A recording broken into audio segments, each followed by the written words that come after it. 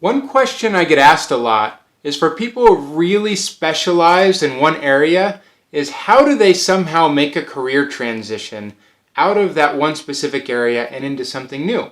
Maybe they've spent 5, 10, 15 or more years in a specific industry and they now want to transition out. I've worked with PhD level engineers and scientists who have really specialized in a very narrow field and yet are wanting to broaden their horizons and do different things.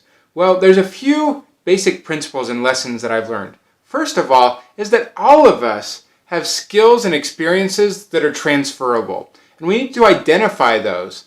Second, in connection with that, we want to identify what it is that we really want. Get clarity. Start from a place of knowing the types of things we want to do. Looking at our career as an experiment, what's the next step? What's the next prototype of my career that I want to try out?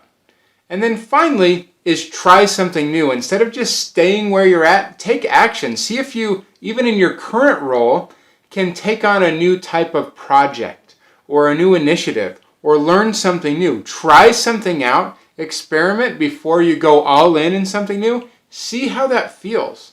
And you might discover that it's not as much of a fit as you thought it was, or you might discover that it's really even more fun and exciting to dive into that new thing than you thought. So the whole point here is that we never have to feel like we're stuck in one area or industry. Even if we've specialized, we can take those skills with us if that's something we want to do. Life is short. You don't need to spend your career doing something for the whole rest of your life that you don't want to do anymore, and that's okay.